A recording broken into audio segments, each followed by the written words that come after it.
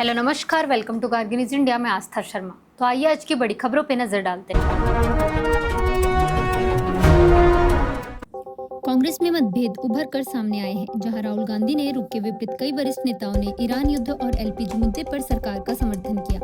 कमलनाथ, शशि थरूर समेत अन्य नेताओं ने मोदी सरकार की रणनीति को सही बताया, जिससे पार्टी के भीतर दरार साफ दिखी।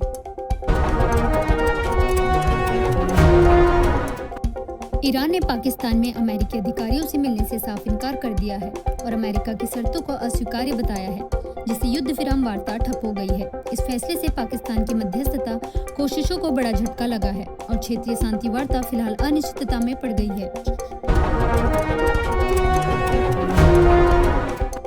ईरान ने जारी युद्ध में 2 अमेरिकी लड़ाकू विमान और ब्लैक हॉल हेलीकॉप्टरों को निशाना बनाया। 2 पायलटों को सुरक्षित बचा लिया गया, जबकि एक अभी भी लापता है।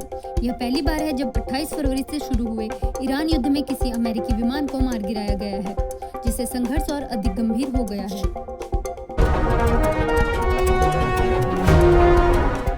कांग्रेस सांसद शशि थरूर ने मलप्पुरम में उनके गनमैन और ड्राइवर पर हमले के एक दिन बाद कहा कि वे अडिग और बेखौफ हैं। यह हमला चेली-थोडे ब्रिज पर रोड ब्लॉक के दौरान हुआ, जब वे कांग्रेस नेता एपी अनिल कुमार के चुनावी कार्यक्रम में जा रहे थे।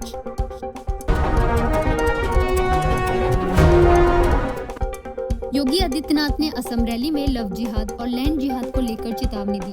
कहा कि जनसांख्यिकीय बदलाव को केवल एनडीए ही रोक सकता है। उन्होंने कांग्रेस और एआईयूडीएफ पर घुसपैठ को बढ़ावा देने का आरोप लगाते हुए सुरक्षा, विकास और सांस्कृतिक संरक्षण का भरोसा दिलाया।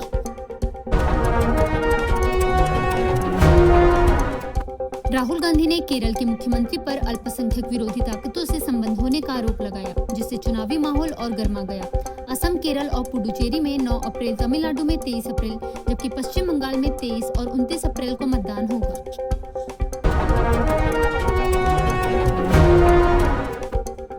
धर्मेंद्र प्रधान ने उज्जैन में कहा कि ग्रीनविच नहीं, उज्जैन ही असली समय केंद्र है और मैकॉले मानसिकता खत्म करने की बात कही। उन्होंने जोर दिया कि भारत के प्रमुख आध्यात्मिक केंद्रों को सिर्फ आस्था नहीं बल्कि ज्ञान और विरासत के प्रतीक के रूप में भी देखा जाना चाहिए।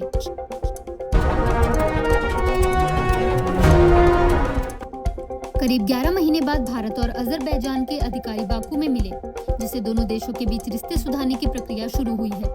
यह पहल ईरान से भारतीय नागरिकों की निकासी में अजरबैजान की मदद के बाद तेज हुई, जिससे दोनों देशों के बीच भरोसा फिर से बढ़ रहा है।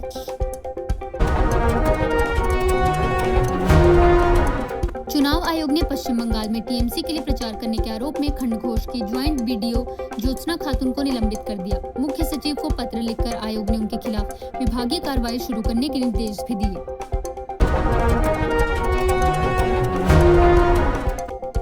पाकिस्तान संयुक्त अरब अमीरात की मांग पर $2 अरब का कर्ज चुकाने जा रहा है, जिसमें 1996-97 का $450 मिलियन का पुराना लोन भी शामिल है।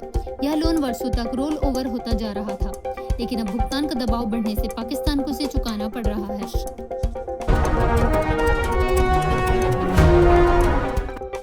डोनाल्ड ट्रंप ने कहा कि अमेरिकी फाइटर जेट गिराए जाने के बावजूद ईरान के साथ बातचीत पर कोई असर नहीं पड़ेगा और हम युद्ध में हैं। उन्होंने सर्च एंड रेस्क्यू ऑपरेशन को संवेदनशील बताते हुए ज्यादा जानकारी साझा करने से इनकार किया और मीडिया कवरेज पर नाराजगी जताई।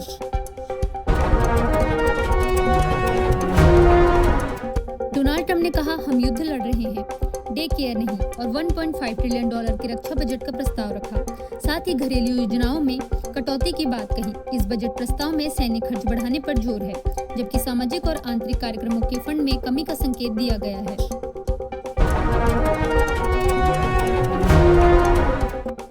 बलेन शाह के नेतृत्व में नेपाल में की गई नई कैबिनेट को अनुभवहीन लेकिन वादों को पूरा करने के लिए प्रतिबद्ध बताया जा रहा है। पद संभालने के 1 हफ्ते के भीतर ही उन्होंने दिखाया है कि स्पष्ट विजन, ठोस कदम और सही टीम जनता का भरोसा जीतने में अहम भूमिका निभाते हैं।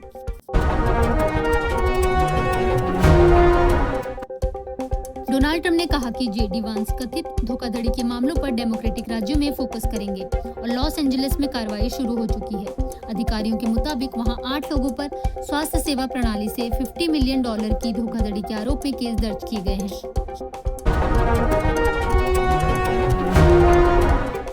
डोनाल्ड ट्रंप ने ईरान को चेतावनी दी कि स्ट्रेट ऑफ हॉर्मज नहीं खुलने पर अमेरिका तेल पर कब्जा कर सकता है, जबकि संकट से कच्चा तेल $111 प्रति बैरल पहुंच गया। उन्होंने ईरान के पावर प्लांट रॉयल वेल्स और खार्ग आइलैंड जैसे अहम ठिकानों को निशाना बनाने की भी धमकी दी।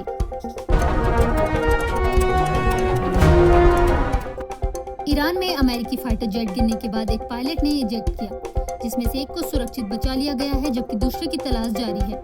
रिपोर्ट्स के मुताबिक ईरानी मीडिया ने लोगों से पायलट को पकड़ने और देखते ही गोली मारने तक की अपील की, जिससे स्थिति और गंभीर हो गई है।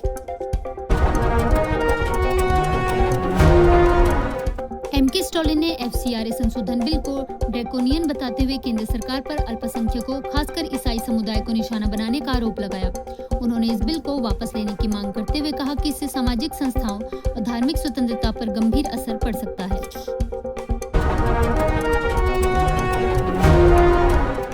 एमके स्टॉलिन ने सीबीएसई के मुद्दे पर केंद्र पर सोची समझी हिंदी थोपने का आरोप लगाया और कहा कि यह संघीय ढांचे के खिलाफ है।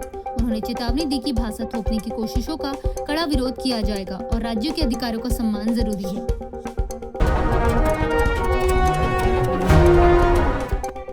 ईरान के दबाव के बीच भी भारत स्ट्रेट ऑफ हॉर्मस का प्रमुख उपयोगकर्ता बना हुआ है, जहां 28 फरवरी के बाद से कम 8 भारत संबंधित जहाज सुरक्षित रूप से गुजर चुके हैं। इनमें ship Shivalik, Nanda Devi, pine gas, BWTYR और ग्रीन सनवी जैसे जहाज शामिल हैं, जो भारत की ऊर्जा आपूर्ति को बनाए रखने में अहम भूमिका निभा रहे हैं।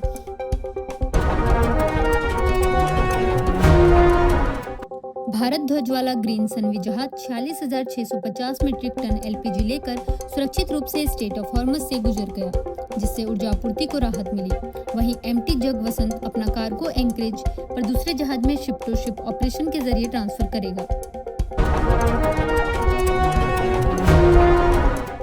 भारतीय नौसेना की ताकत में बड़ा इजाफा, पहली बार 3 परमाणु पनडुब्बियां एक साथ समुद्र में तैनात।